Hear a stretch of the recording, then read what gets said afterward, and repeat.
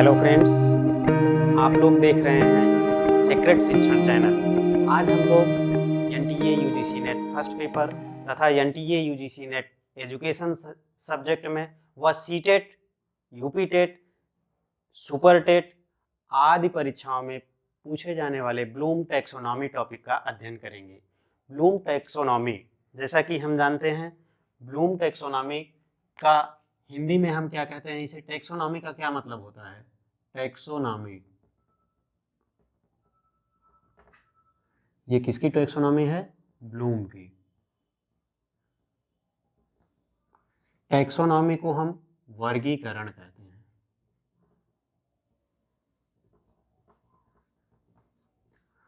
यह टैक्सोनॉमी कब आई? 1956 में। ब्लूम महोदय ने टैक्सोनॉमी जो दिया है वह 1956 में दिया है। इन्होंने अपने टैक्सोनॉमी में या वर्गीकरण में किसका वर्गीकरण किया है? शैक्षिक उद्देश्यों का। शैक्षिक उद्देश्यों का।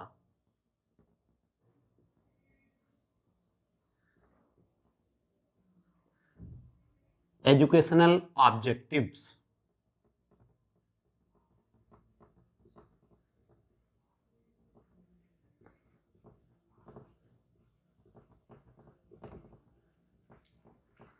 शैक्षिक उद्देश्यों का वर्गीकरण। वैसे तो उद्देश्य दो प्रकार के होते हैं, एक होता है शैक्षिक उद्देश्य और एक होता है शैक्षणिक उद्देश्य। शैक्षणिक उद्देश्य क्या होता है? जो हम इस समय क्लास में कर रहे हैं वो शैक्षणिक उद्देश्य होता है, लेकिन व्यापक रूप में क्या होता है? शैक्षिक उद्देश्य होता है, क्योंकि यह हम जो सीख के अपने जीवन में उसको उतारते हैं, उसको लागू जैसे जैसे करते हैं, उसे कहते हैं शैक्षिक उद्देश्य। तो शैक्षिक उद्देश्य को इन्होंने 3 सिद्धांतों के आधार पर दिया है। वो तीनों सिद्धांत कौन कौन से हैं? तो वो तीनों सिद्धांत हैं शैक्षिक सिद्धांत, पहला है नंबर 1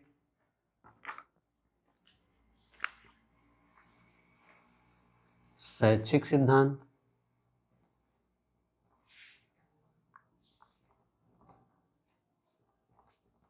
जिसे हम कह सकते हैं एजुकेशनल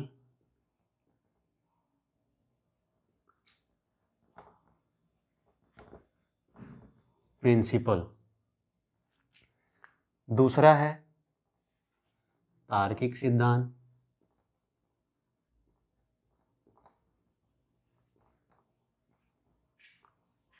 लॉजिकल।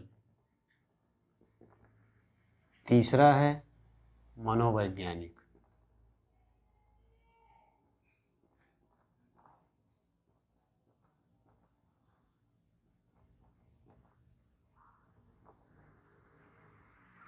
साइकोलॉजिकल।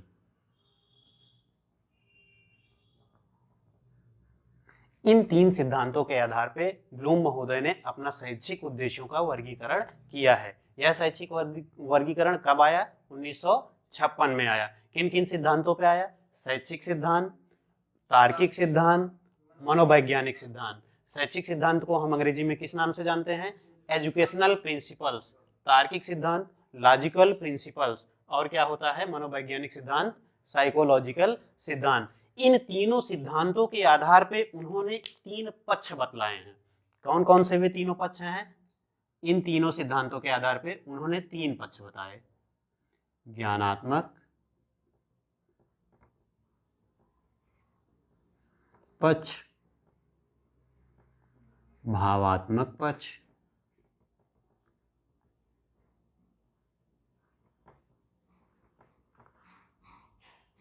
मनोगत्यात्मक,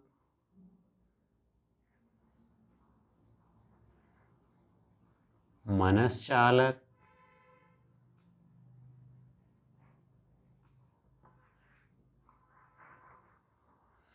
या क्रियात्मक।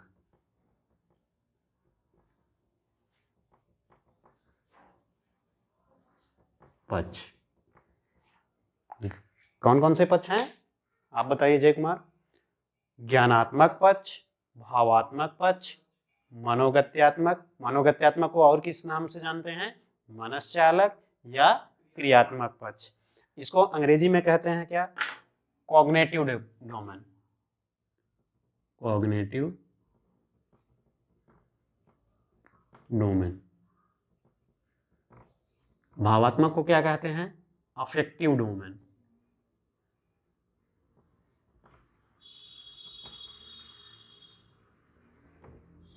मनोगत्यात्मक को क्या कहते हैं? Psycho motor domain. और इसे एक नाम से जानते हैं, कभी कभी परीक्षा में सीटेट में जो क्या करता है वो वर्डिंग की परिवर्तित कर देता है, या यूजीसी नेट का आप पेपर देने जाएंगे, चाहे वो शिक्षा शास्त्र विषय हो चाहे उसमें फर्स्ट पेपर हो, तो जो उसमें शिक्षण अभिवृत्ति या शिक्षण वाला पार्ट आता है, शिक्षण टीचिंग एप्टीट्यूड वाला, उसमें ये इसके नाम को परिवर्तित कर देते हैं, दे देंगे कॉग्निटिव डेवलपमेंट या cognitive domain, affective domain, psychomotor के स्थान पे वो कनेटिव कर देते हैं।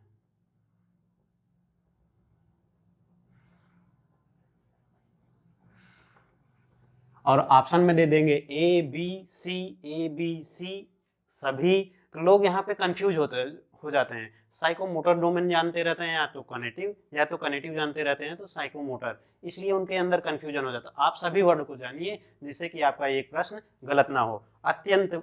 अत्यधिक प्रश्न ये पूछा जाता है परीक्षाओं में।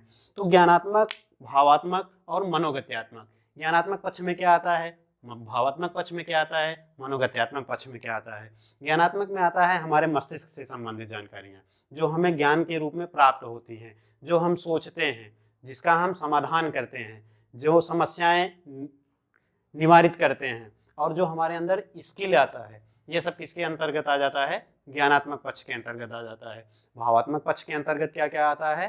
भावात्मक पक्ष के अंतर्गत हमारे जो इमोशंस हैं, जो हमारे संवेग हैं, जो हमारी रुचियां हैं, जो हमारी फीलिंग्स हैं, ये सभी किस में आ जाती हैं? भावात्मक पक्ष में आ जाते हैं। उसके बाद मनस्चालक में शारीरिक आ जाता है। जैसे बच्चा जन्म लेता है तो उसके आंखों के या उसकी पुतलियों पे क्या पड़ता है? रोशनी जब पड़ती है तो वो उसे क्या करता है? झपका लेता है। उसे भूख लगती है तो वो क्या कर देता है? वो रोना प्रारंभ कर देता है। तो इस प्रकार से धीरे धीरे उसकी इंद्रियों का विकास होता है। तो ज्ञानात्मक पक्ष, भावात्मक पक्ष और मनोगत्यात्मक पक्ष है। इनके अंतर्गत इन्होंने सबको तीनों को 6 कैटेगरी में कर दिया है।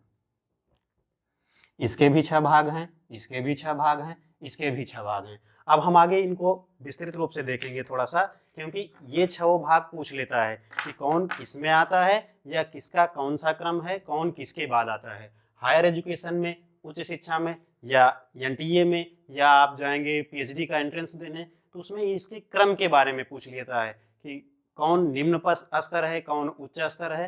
तो इस प्रकार से हम जब इसका पूरा विवरण देखेंगे तो हमें स्पष्ट हो जाएगा। पहले अब हम पढ़ेंगे ज्ञानात्मक पक्ष। ज्ञानात्मक पक्ष में इन्होंने सबसे पहले दिया है ज्ञान की बात की है। किसकी बात की है? ज्ञान, फिर बोध, फिर प्रयोग, फिर विश्लेषण, फिर संश्लेषण, फिर मूल्यांकन। अब ज्ञान को हम क्या कहते हैं? देखिए, ज्ञान को अवबोध भी कह सकते हैं, सीखना भी कह सकते हैं, अधिगम भी कह सकते हैं। तो कभी कभी हिंदी जब रहती है तो हिंदी में हमारी समस्या हो जाती है कि अगर हमारे एग्जाम में क्या कर देता है, वर्ड में परिवर्तन कर देता है, तो हम कंफ्यूज हो जाते हैं। इसलिए हमको इसकी इंग्लिश भी जरूर जानना चाहिए कि इंग्लिश में वो ये वर्डिंग में परिवर्तन नहीं करते। कभी कभी क्वेश्चन में जब आप आपत्ति करते हैं तो उसमें क्या होता है कि अंग्रेजी वर्जन को ही वे वेरीफाइड करते हैं। अंग्रेजी वर्जन में जो सही लिखा है, हिंदी वर्जन उसका चाहे जो भी लिखा हो वो उसको अमान्य कर देते हैं। तो इसलिए आप इसको जरूर जानिए। ज्ञान को कहते हैं क्या? नॉलेज।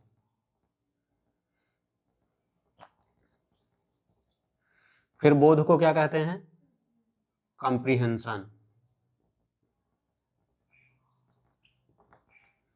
प्रयोग को क्या कहते हैं?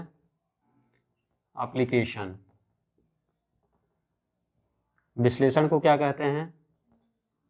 एनालिसिस। संश्लेषण को क्या कहते हैं?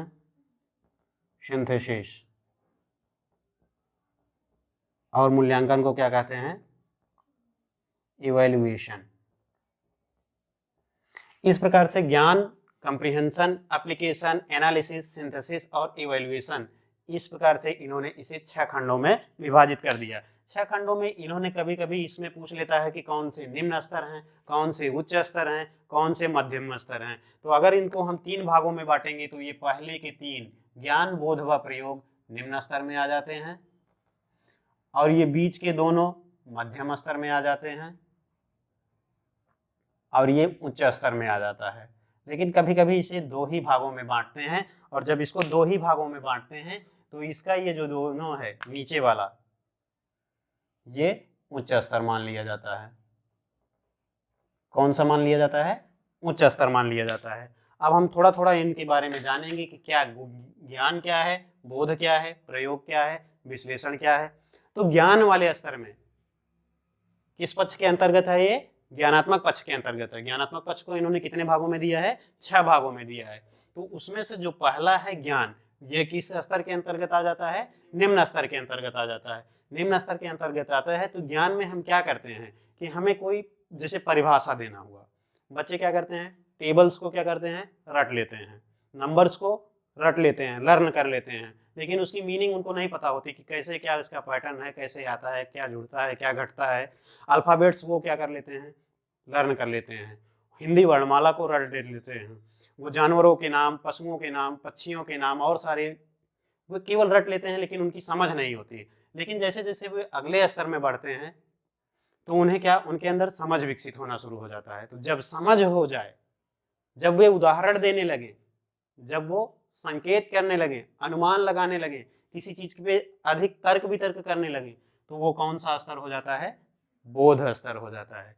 बोध के बाद आता है प्रयोग। जब वो उतना जान जाएंगे तो उसका क्या करेंगे? अपने जीवन में प्रयोग करना शुरू करते हैं, उसे अपने अंदर ऑब्जर्व करके उसे अपने ऊपर लागू करना शुरू करते हैं। तो ये कौन सा हो जाता है? प्रयोग।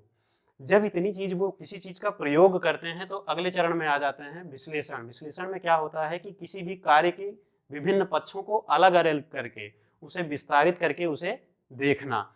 देखते हैं जब, तो जैसे विश्लेषण मतलब होता है तोड़ना। विश्लेषण मतलब तोड़ना, अलग करना, कई पहलुओं को अलग करना, या आप इसमें एक घटाना बना दीजिए। और संश्लेषण माने जोड़ना। तो इसमें क्या करते हैं? पक्षों को अलग अलग करके उसके अलग अलग पक्षों को निगरानी करते हैं, देखते हैं, सोचते हैं, समझते हैं, फिर सारी परिस्थिति को क्या कर देते हैं? जोड़ देते हैं। और जोड़ देते हैं तो उससे उनको कुछ क्या मिल जाता है? परिणाम। और जिसका जो परिणाम मिल जाता है तो वही होता है हमारा क्या? मूल्यांकन। तो इस प्रकार से क्या हो गया? ज्ञान, बोध, प्रयोग, विश्लेषण, संश्लेषण और मूल्यांकन। Knowledge, comprehension, application, analysis, synthesis और इवैल्यूएशन। लेकिन इसमें थोड़ा सा परिवर्तन 2001 में किया गया। सन 2001 में एंडरसन और क्रैथवाल, दो मनोवैज्ञानिक, एंडरसन और क्रैथवाल, सन 2001 में इसके नामों में परिवर्तन कर दिए। इन्होंने नॉलेज को क्या कर दिया? रिमेंबर बना दिया। नॉलेज को क्या बना दिया? याद करना, रिमेंबर। ठीक। बोध को इन्होंने क्या बना दिया? हमने क्या बताया था? बोध में समझ होता है, तो केवल नाम में परिवर्तन बदल दिए, इसको समझ कर दिए। अंग्रेजी में इसे कहते हैं अंडरस्टैंडिंग। फिर प्रयोग को इन्होंने प्रयोग ही कहा है, लेकिन अंग्रेजी वर्जन में इसको वर्ब का रूप दे दिया है, अप्लाई। ये सब वर्ब के रूप में लिखे जाने लगे। विश्लेषण को इन्होंने कहा है विश्लेषण ही हिंदी में, लेकिन अंग्रेजी में इसे एनालाइज मान लिया गया। संश्लेषण और मूल्यांकन में इन्होंने थोड़ा सा परिवर्तन किया है। संश्लेषण के नाम को इन्होंने बदल दिया और इसको इस नंबर पे ले आए और इसको इस नंबर पे ले आए। तो इवैल्यूएशन जो था इसमें 6वें नंबर पे, इसको इन्होंने यहाँ पे कर दिया कहाँ पे? 5वें नंबर पे, इवैल्यूएट।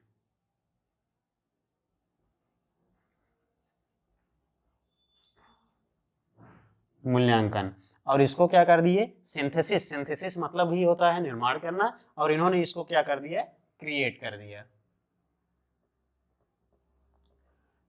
इसमें इन लोगों का क्रिएट मतलब होता है निर्माण या मूल्यांकन, नहीं निर्माण, केवल निर्माण, सॉरी। तो देखिए ज्ञान को इन्होंने क्या कहा, रिमेंबर कर दिया।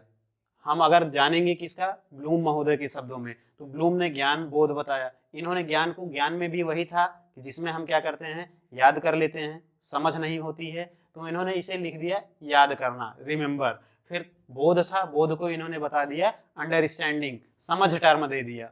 उसके बाद प्रयोग को इन्होंने प्रयोग ही कहा है, लेकिन इन सबको क्या इसमें लिख दिया, ये सब नाउन फॉर्म में थे, ये किस में हो गए, वर्ब फॉर्म में हो गए, अप्लाई कर दिया। विश्लेषण को इन्होंने विश्लेषण ही बताया। उसके बाद इन्होंने कहा कि विश्लेषण करने के बाद किसी चीज का वो मूल्यांकन करता है। इसमें इन्होंने कहा था संश्लेषण करके फिर उसके बाद कोई चीज निर्माण करेगा, लेकिन इसमें इन्होंने कहा था कि विश्लेषण करने के बाद वह उन सब परिस्थितियों का मूल्यांकन करेगा, अवलोकन करेगा। मूल्यांकन और अवलोकन करने के बाद उसे जो प्राप्त होगा, निष्कर्ष प्राप्त होगा, उसी से वो किसी चीज का निर्माण करेगा।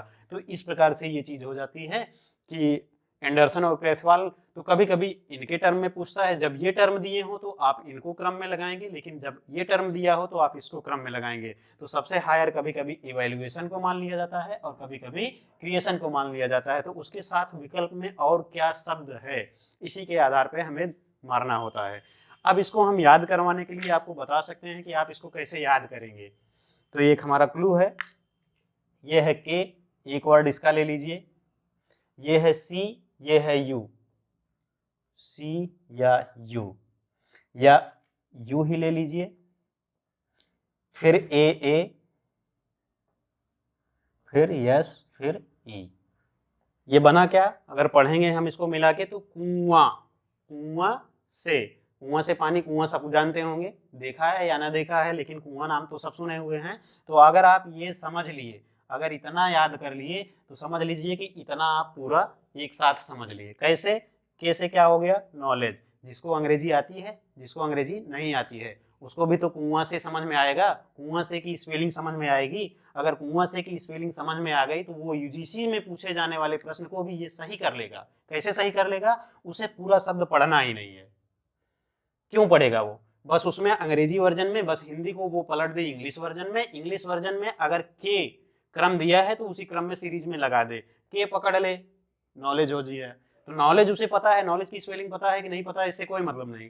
के हमें मिला, फिर हमें क्या मिल गया, सी। अब सी कंप्रीहेंशन, इतना थोड़ा सा समझना पड़ेगा। अंडरस्टैंडिंग, अंडरस्टैंडिंग के स्थान पे इन्होंने क्या किया था, ब्लूम ने क्या कहा था, कंप्रीहेंशन कहा था। तो हम इसको ले आए यू से अंडरस्टैंडिंग, अंडरस्टैंडिंग के स्थान पे हम सी कर लेंगे।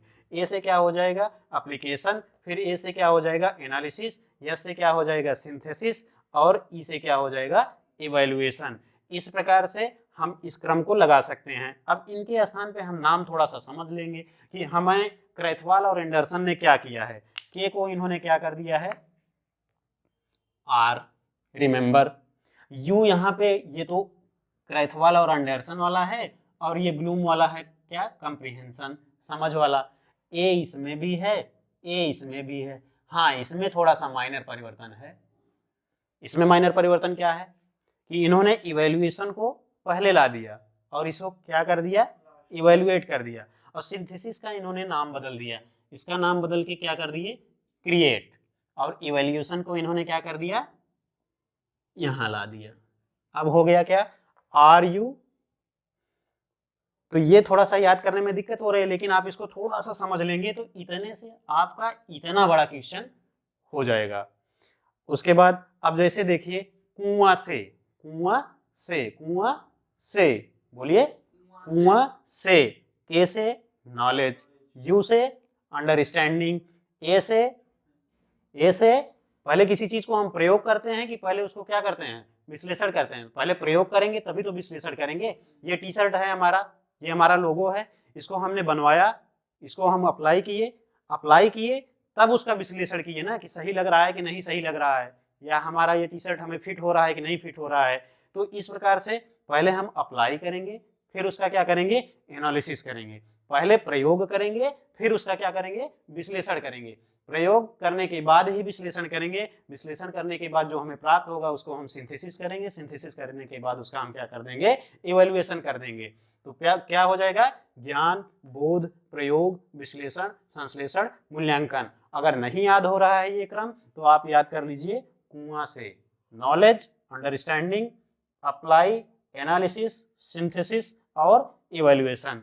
इस प्रकार से हमारा ये कौन सा पार्ट संपन्न होता है, ज्ञानात्मक पक्ष संपन्न होता है। अब ज्ञानात्मक पक्ष के बाद हम पढ़ेंगे भावात्मक पक्ष और मनोगत्यात्मक या क्रियात्मक पक्ष।